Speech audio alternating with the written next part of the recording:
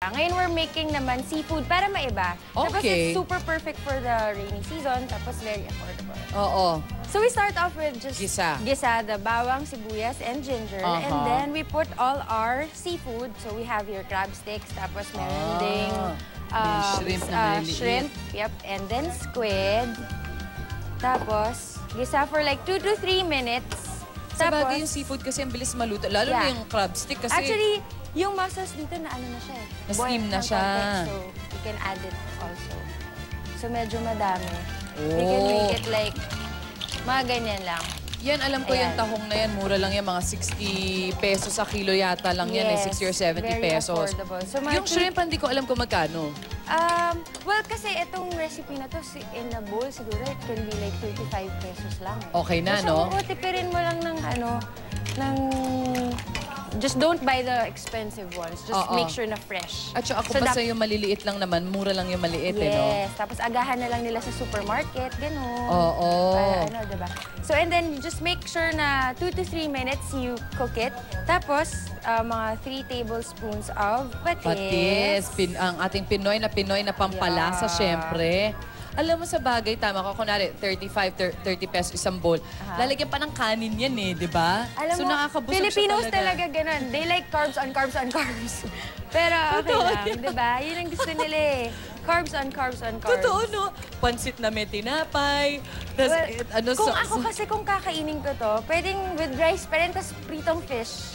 Diba? Mga Filipinos are usually like totoo that. yan, totoo. Tapos, on another pot naman, we have the yung soup, yung noodles. Yung macaroni. Tapos pagka medyo nagda-dry, you just add a little water. So, just wait for the seafood to cook.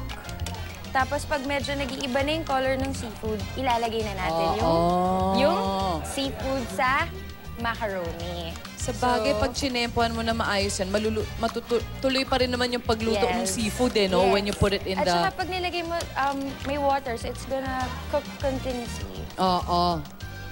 Uy, alam mo, ang perfect niyan at maano pa naman, maulan pa naman ngayon. Etong ganyang karami, good for... Mukhang kasya sa UH Barkada. Ako, ang Good for dami how ito, many siguro yan? mga 4 to 6. Ganun.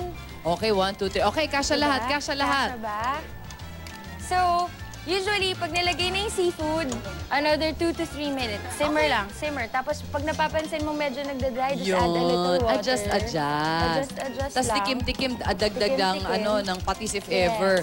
O yan, at syempre bilang hindi natin mahihintay, ang 2 to 3 minutes na yan, meron ang ginawa dito si Mayton kanina. Ay, nga pala, don't forget the gulay. Yes, after the seafood, you add the gulay. Repolyo. Ay, napaka-nutritious. And then, we add also the carrots. Tapos, the one soy. Tapos, we add salt and pepper. Oo nga naman. Salt and pepper. Tapos, mix again. And then, just simmer for 2 to 3 minutes.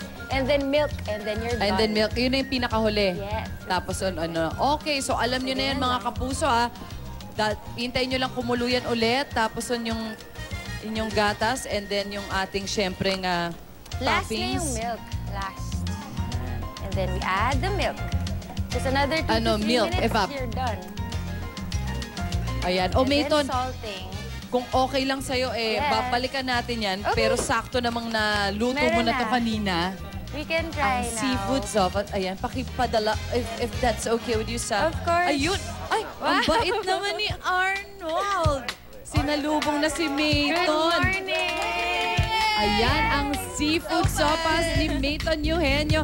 Thank you, Chef Mayton. Thank you, Ate Susie. So nice having me having Nice being of here. you to be here. Thank you so much. Thank you. Hihi, o kain na.